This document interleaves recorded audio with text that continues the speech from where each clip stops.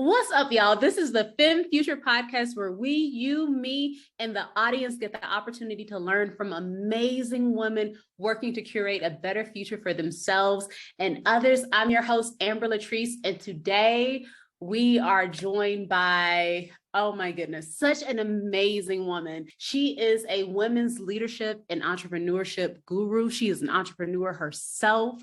She is a podcast host. She has her own network and conferences. She has her own business. She's an adjunct professor. I mean, I could go on and on. Miss Adrienne, how are you doing today? Welcome to the pod. I am so happy to be here, Amber. This is going to be so much fun. The way that you describe me sounds like a superstar, so I'm completely humbled. You absolutely are a superstar. And we got the opportunity to just now connect a little bit before we got started. But for our audience members who don't know that much about you, can you tell us a little bit about yourself?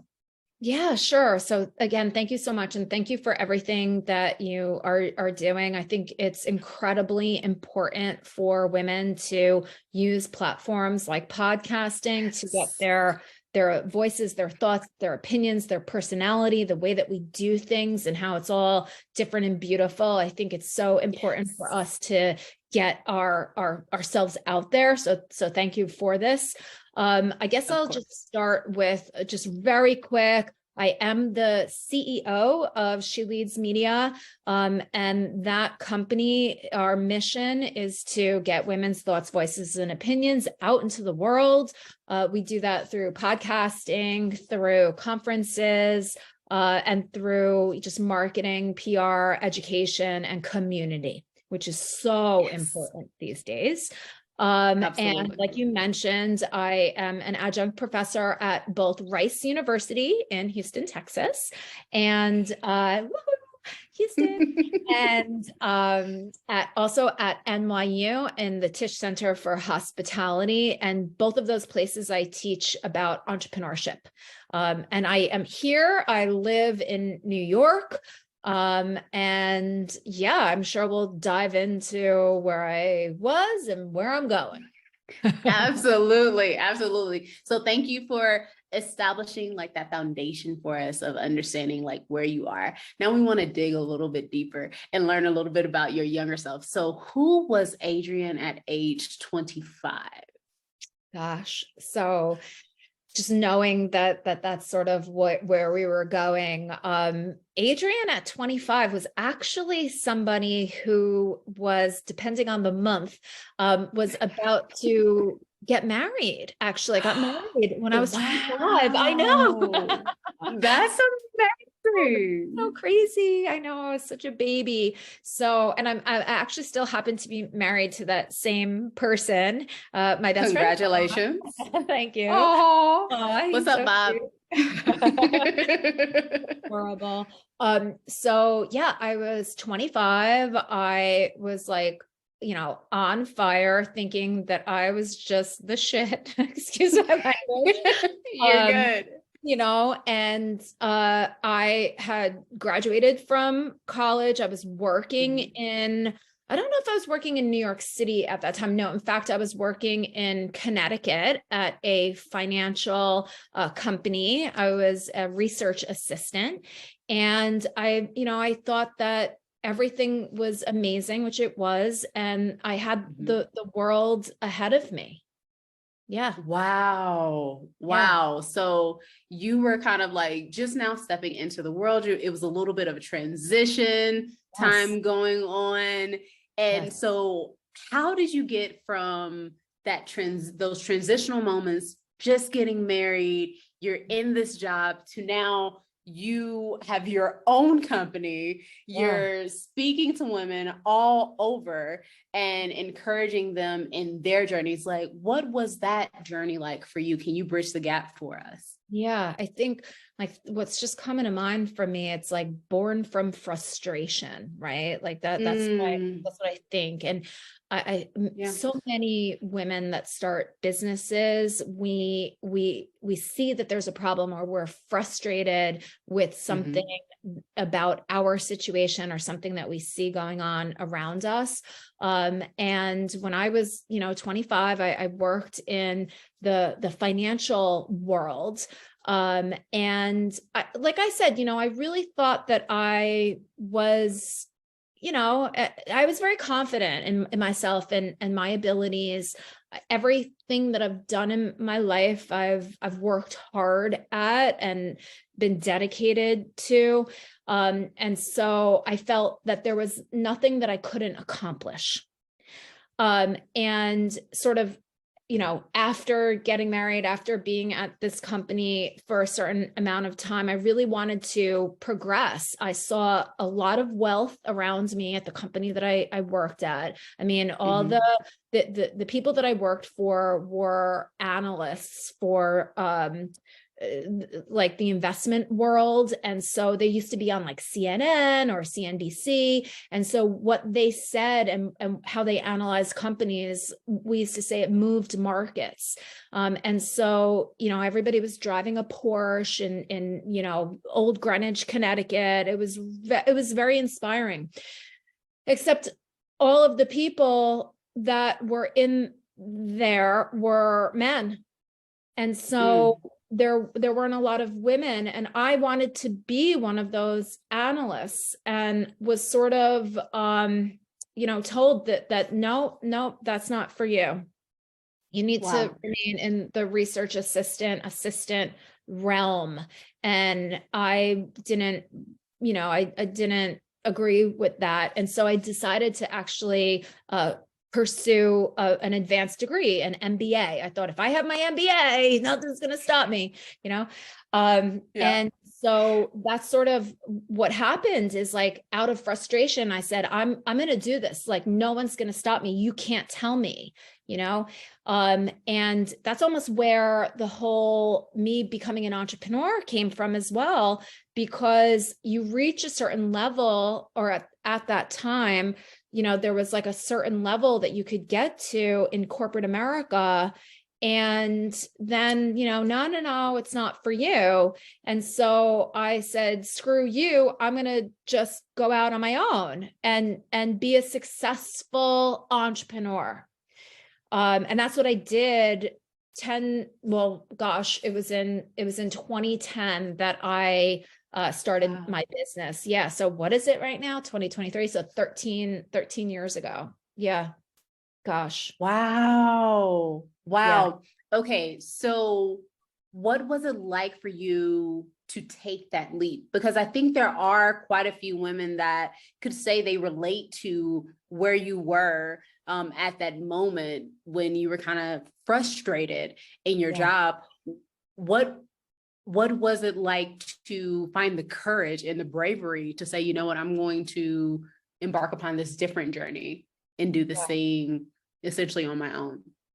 Yeah. And, kind of moving into that world of entrepreneurship for me was definitely not like one of those, I've planned it out for years and I have this money saved. I didn't do anything the right way. I will admit that one of the negative characteristics about myself is that I can be impulsive. And so there were at the last corporate position that I held, which I say, best job on paper, worst job in my life. It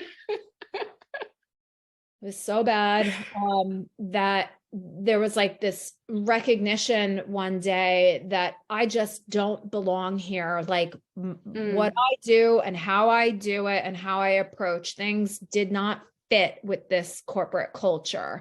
And there was like, like a situation that just presented itself in front of me. And I said, I am out, like out. And I left. Wow.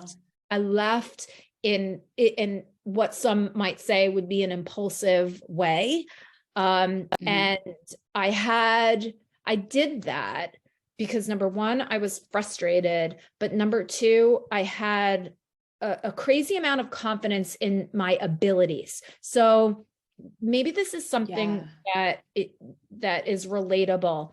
I have a very, very high level of confidence in my abilities. I don't have the best self-esteem. Wow.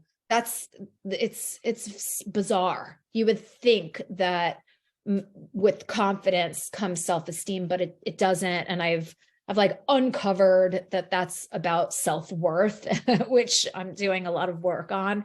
But you can have this like, knowing in your abilities that you can do things, perform well, but maybe not feel great as, a person or your worth or something like that. But during that time, I had this confidence, like, listen, I got to this position, this very prestigious role on my own. I can start a business, no problem. Oh, yes, yes, yes. But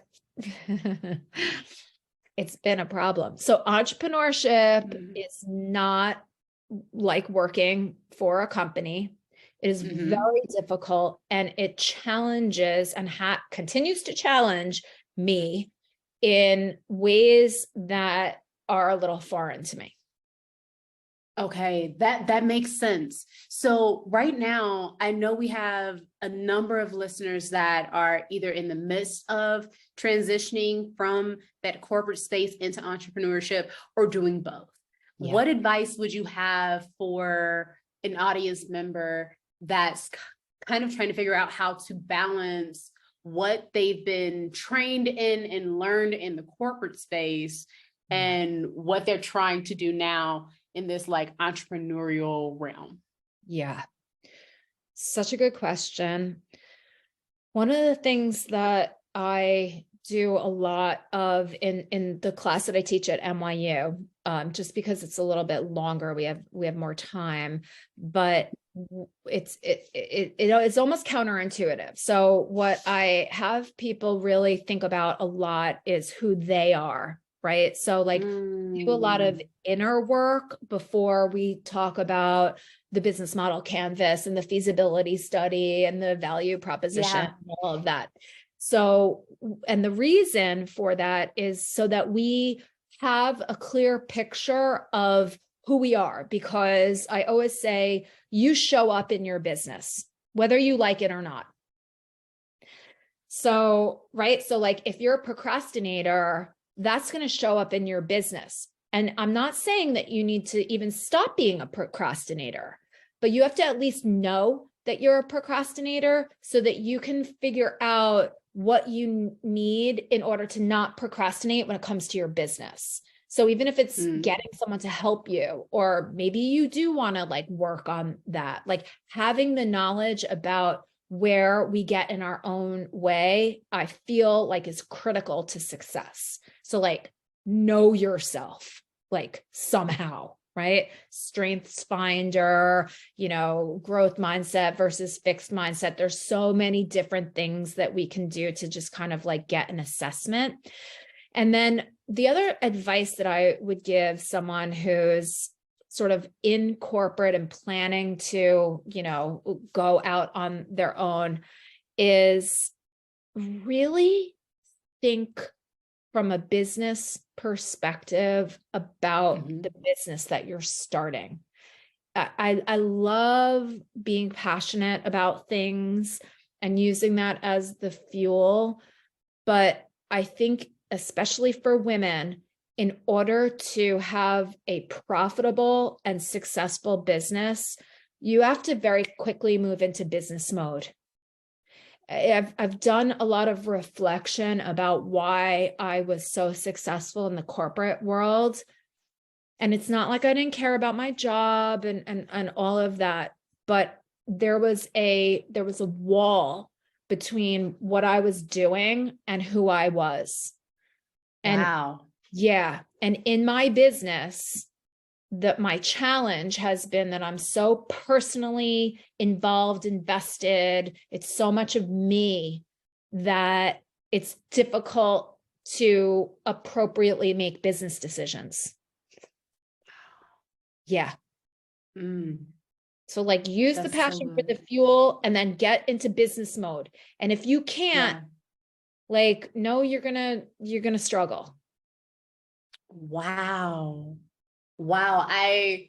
Oh my goodness, I relate to that so much because it is really difficult sometimes to take that like essentially emotion and the tie that you have. And like you said, that passion away from it to say like, hey, does this actually make sense? Is a pivot necessary? So on and so forth. I love that. Such Yeah. amazing advice.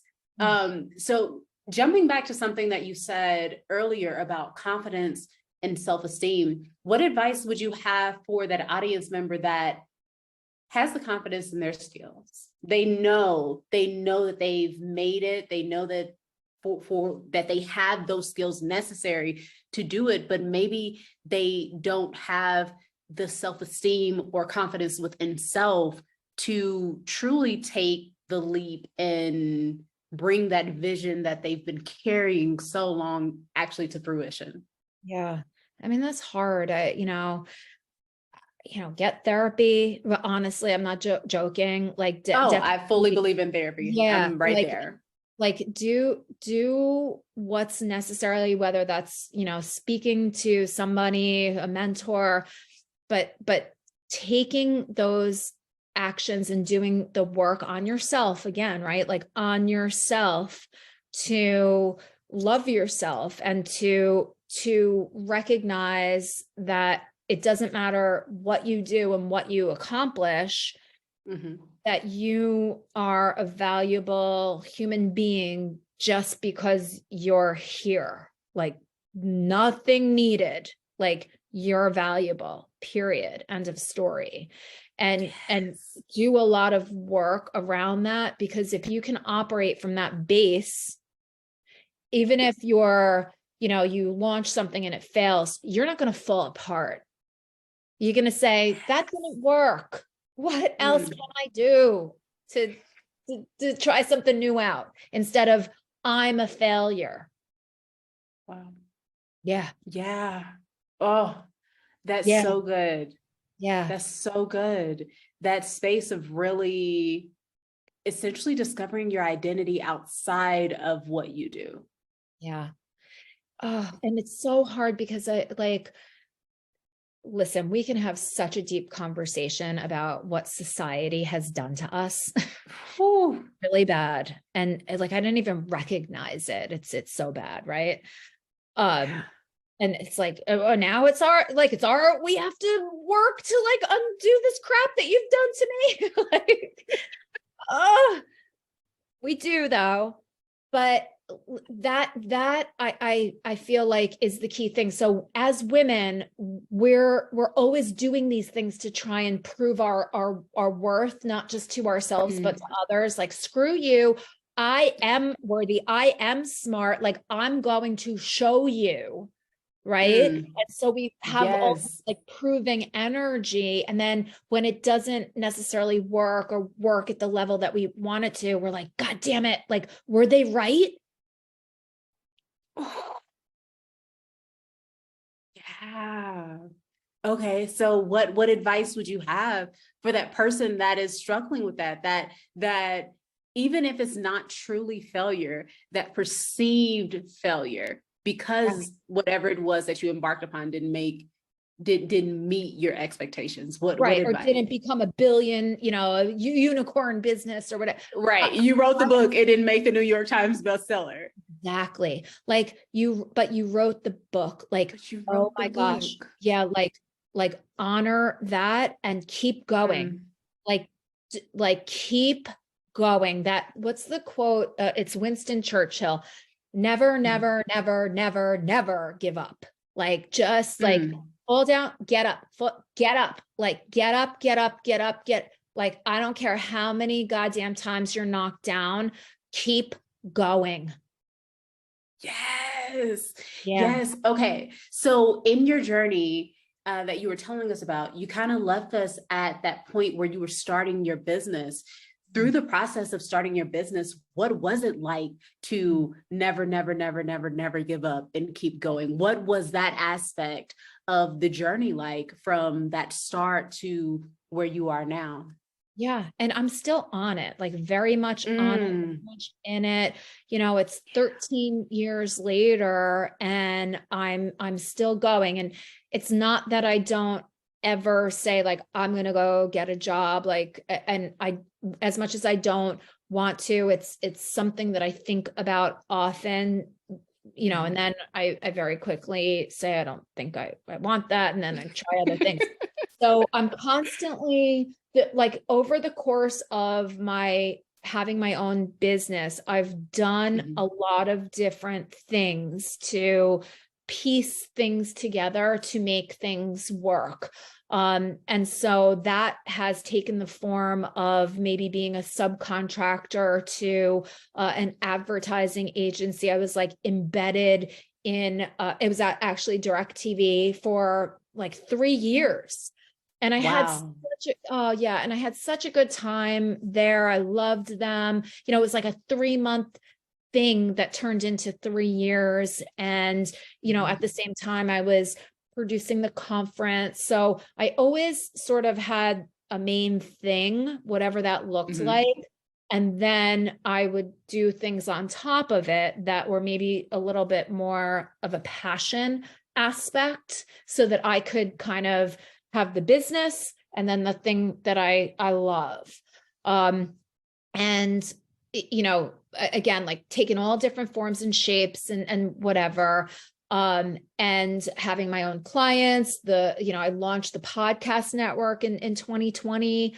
And then now over the last 2.5 years, I've really been immersed in this world of teaching. I love it. I love it. I love the students. I love everything that I do with Rice and NYU. And you know, the downside is that when you're an adjunct, you know, you're not going to become a millionaire off of being an adjunct. So that's like the Very true. downside. So Yeah. that now this is my challenge now. How do I think about you know, my business, and how do Mhm. I sort of use that to allow me to teach more so that I don't have to Mhm. rely on the teaching necessarily to be the driver of my revenue. Wow. Yeah. Wow. That's amazing. It seems like it was quite the journey to get to that point. Did you always know that you enjoyed teaching, or is this something that you've recently discovered? You know, well, both of my parents were teachers in completely different realms. Like my mother was a special education teacher for Mhm. elementary school kids. And then my dad was an art teacher for like middle school age kids. I don't know if that's right, like children.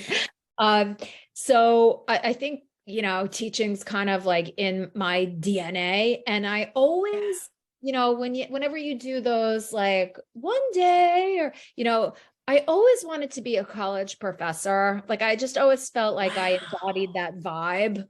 And so like, yeah, I always knew that I would do something like maybe teach a class or something.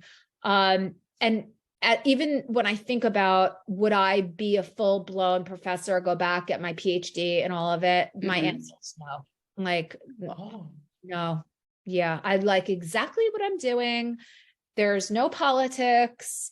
I get to do my thing. And that's why I love it. And then I also have my like freedom of doing my own business and helping. I feel like it keeps my teaching fresh because I can bring lessons in all the time from what I'm actually experiencing with myself and my clients.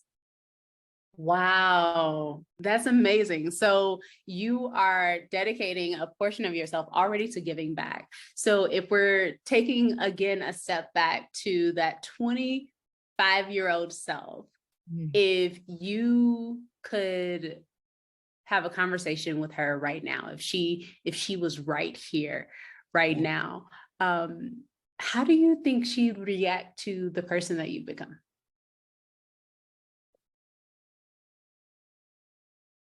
Wow. I'm really taking that in. Um, because I think that in a lot of ways, some of the moves that I've made have been for something bigger than money, and roles and all of it.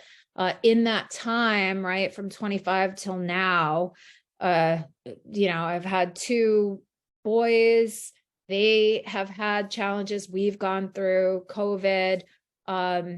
So I made some choices when my children were like in middle school that put my career on the back burner a little bit. I get frustrated now that I didn't make smarter moves back then. So I would have wanted to be a little bit more strategic, and a lot of that is really about money.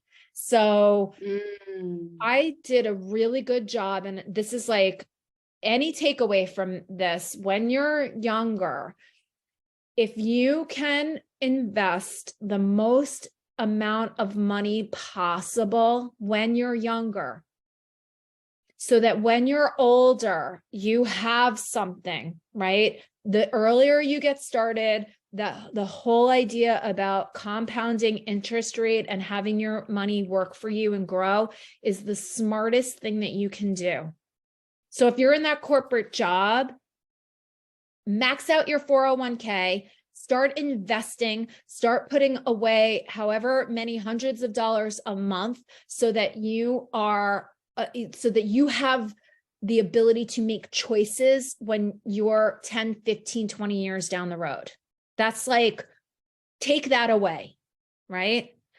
So I was super smart when I was younger, and I invested a lot of my money for retirement age. So it's sitting over there right now. And then I spent a lot on home, kids, buying stuff that I don't need. And I sit here at this point in my life with like, I had the means and the money then because I was working and doing well. And I set myself up for when I'm probably 60 something, but here I am at 50 something. And I feel like in a place of fear around money and clients, and the world has changed and all of that. So if you can kind of like plan out, make sure that you're doing the stuff for the future, but also like be smart about every point, the now, the mid, and then the long, you'll be golden. Wow. Yeah. Such amazing advice. Yeah. Such amazing advice. That financial freedom that just kind of comes with that planning and that preparation just opens up a door to so much more. So much more. So much more. Yeah. Yes. So good. Yeah. So you've taken, keep going. You know what, like for your audience, it's like, I know, because I hear it, and I don't like to make sweeping statements with anybody, but I do know that women get a little fearful when it comes to like money and finances and like being intimidated with the investments and all of that kind of stuff. But if you do nothing else after you listen to this podcast, go get smart about money and investing. Just do it. Do it. Yeah. That's it. Yeah. Take that away. Woo. I love it. I love it. I love it. So you've taken us through where you are now, your 25-year-old self, even the advice that you would give to your younger self. Now I want to kind of transition from where we've looked at the past, we've looked at the present. I want to look a little bit at the future and ask probably my favorite question of any podcast that I ever get to do. If you could have a conversation with your 100-year-old self, what do you hope she'll tell you about the life you lived? Well, what I would hope that she would say is, you know, like, girl, you're 100. Thank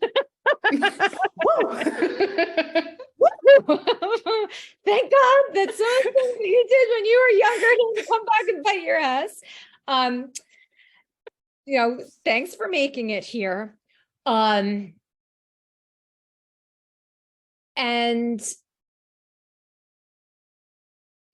that I am very proud of myself for being the best person that I could be. Number one, like that is very, very important to me, like being kind and not hurting anybody and all of that. Like, I'm so happy that you stuck to those like morals, for lack of a better word, right?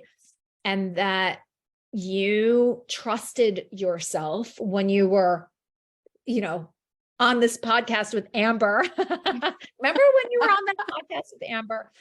That you trusted that you had every single thing that you needed inside of you to figure it all out. Mm.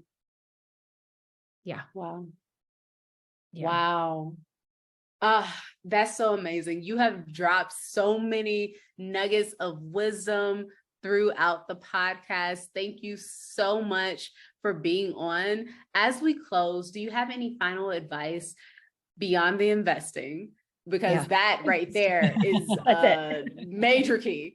Do you have any final advice for myself or any of our viewers or listeners that are working currently to curate in a better future, a more intentional future for themselves and others? Yeah. And first of all, just thank you so much for creating this platform and allowing, you know, me and all of the other amazing guests that you have, you know, to be able to share wisdom that your audience can take away. I would say that as, you know, we're kind of coming up, that we should always know our value and not let anyone else take that away from us. So let's stop with the discounting of our prices, the saying that, oh, I'm, you know, only this many years old. We have so much wisdom and so much to give, and it is incredibly valuable.